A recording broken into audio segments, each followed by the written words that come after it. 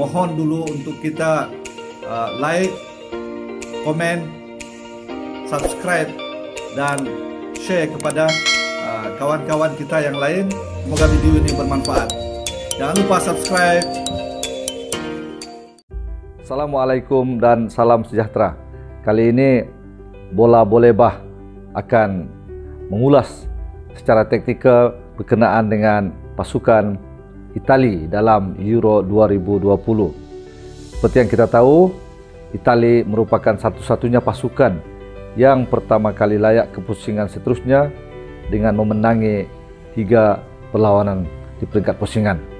Sebenarnya di peringkat kelayakan Piala Eroppa kali ini, Itali telah mencapai keputusan yang amat memberangsangkan. Dalam 10 perlawanan kelayakan, Itali menang dalam semua perlawanan tersebut dengan mengutip 30 mata dan menjaringkan 37 gol untuk kesemua perlawanan dengan hanya bolos 4 gol. Dengan rekod yang amat cemerlang, yang demikian sebenarnya Itali merupakan salah satu pasukan pilihan. Tetapi berkemungkinan kerana reputasi Itali yang telah tidak layak ke Piala Dunia pada tahun 2018, maka tidak ramai yang mempertaruhkan Itali sebagai pasukan pilihan untuk menjadi juara untuk kejohanan kali ini. Selain itu, kita juga melihat Itali telah melantik Roberto Mancini, bekas jurulatih Manchester City di Liga Inggris, untuk mengemudi pasukan ini. Dalam membentuk pasukan Itali ini, Mancini telah melakukan beberapa perubahan yang kita nampak.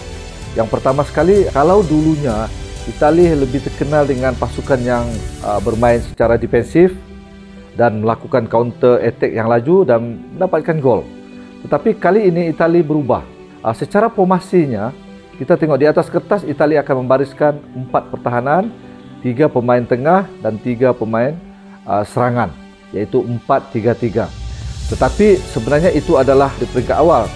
Cuma apabila Itali mendominasi perlawanan, posisi Itali akan menjadi kepada 3 pertahanan, 4 atau 5 pemain tengah, 2 atau 3 pemain serangan. Dengan kaedah perubahan formasi yang ada ini, Itali secara mudahnya mendominasi permainan sehingga tidak memberikan peluang kepada pasukan lawan untuk melakukan serangan balas ataupun mendominasi tempo permainan. Satu. Kedua, kalau kita tengok Itali pada kali ini, dia di bahagian pertahanan dia bertahan secara tinggi dengan 2 wing back dia, kiri dan kanan, lebih mobile ataupun bergerak atas dan ke bawah. Dan apabila Itali dalam keadaan tertekan, kedua-dua wing back ini akan turun membantu pemain pertahanan. Daripada 3 boleh menjadi 4 pertahanan.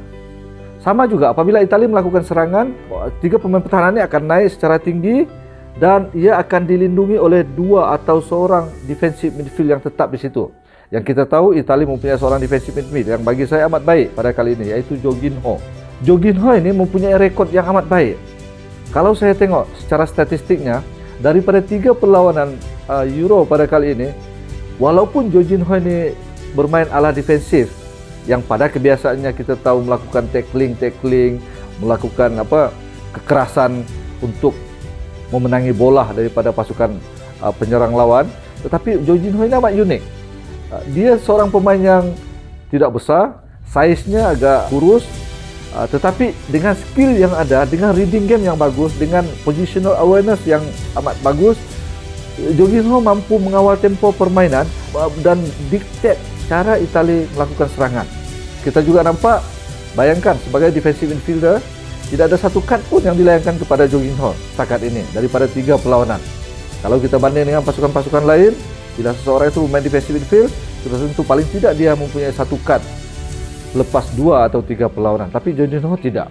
Ini merupakan satu keunikan yang dibentuk oleh Mancini yang membolehkan Itali mempunyai satu pertahanan yang amat kukuh, yang telah dibuktikan melalui statistik yang hanya bolos 4 gol sepanjang pusingan kelayakan tadi. Satu lagi kelebihan Italia dari segi defensif pada kali ini, selain bermain agak tinggi tadi, mereka mempunyai sepasang pemain pertahanan yang amat berpengalaman dan boleh dipercayai, yaitu Chiellini dan juga Bonucci. Kedua-dua pemain ini bermain di Juventus walaupun mereka mempunyai usia yang amat lanjut. Yaitu kita tahu Chiellini mempunyai umur 36 tahun dan Bonucci berumur 34 tahun, tetapi reading game mereka, positional awareness mereka amat baik. Mungkin ini disumbang oleh faktor pengalaman ataupun mungkin disumbang oleh sokongan ataupun shielding yang dilakukan oleh pemain defensive midfield yang ada di hadapan mereka. Satu. Kedua, kalau kita tengok kenapa Bonucci dan Chiellini ini amat berkesan permainan mereka. Keserasian yang terjalin di antara Bonucci dan Chiellini ini terbentuk dengan mudah kerana mereka bermain dalam satu kelab di Juventus. Jadi performance yang diorang capai di Juventus itu, persepahaman yang diorang jalin di Juventus itu diterjemahkan dengan baik apabila mereka bermain untuk pasukan Itali di peringkat antarabangsa. Dan Mancini amat bijak kerana Mancini tidak mengubah kedudukan pemain, posisi pemain yang dia bermain di peringkat kelab, peringkat antarabangsa. Kita bagi contoh perbezaan Itali dengan England contohnya. England pada perlawanan menentang Croatia, kita tengok tiba-tiba Gary Southgate memainkan Trippier di back kiri. Sedangkan kita tahu secara posisinya, secara naturalnya Trippier merupakan seorang pemain kaki kanan dan bermain di back kanan. Di peringkat kelab pun Trippier bermain di back kanan ataupun wing back di Atletico Madrid. Tetapi tidak seperti Itali. Itali kalau pemain itu memang baik di posisi itu, disitulah Mancini gunakan, koordinasikan bersama dengan pemain yang memang bermain di posisi itu secara natural di peringkat kelab. Jadi kita melihat dengan tindakan Mancini memainkan sistem yang menggunakan pemain yang betul-betul natural bermain di posisi itu, ianya membuatkan Itali satu pasukan yang mantap dan satu pasukan yang kata orang macam puzzle tu. Kita lengkapkan dia dan mereka bergerak seperti sebuah mesin yang memang sudah baik dan berfungsi.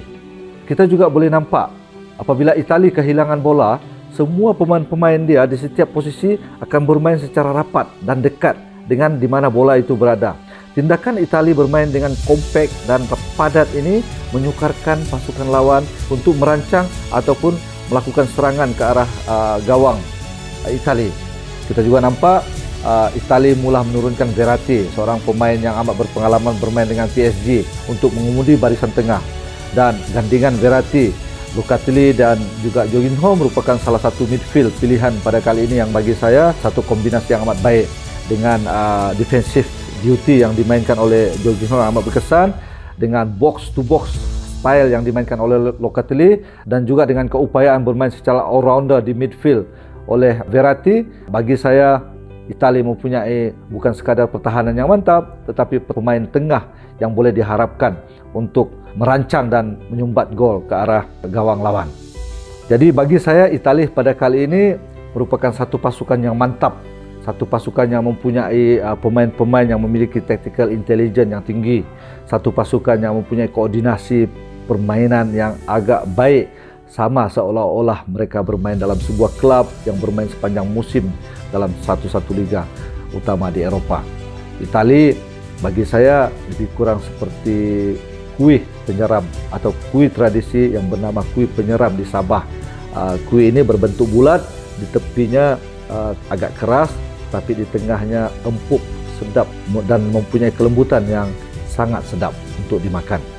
Itali mengamalkan sistem permainan yang direct, yang kadang-kadang keras untuk merebut bola daripada pasukan lawan, tetapi apabila mereka menyerang, mereka boleh mempelbagaikan kaedah sama seperti kuih penyeram tadi, yang tengah-tengahnya agak lembut, cantik dan sedap.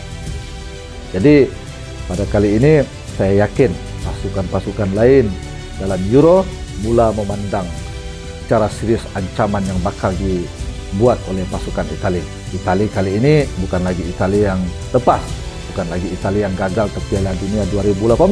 Itali kali ini merupakan satu pasukan yang sedang peak dan mengimpikan kejayaan untuk menjadi juara Euro 2020. Sekian, terima kasih.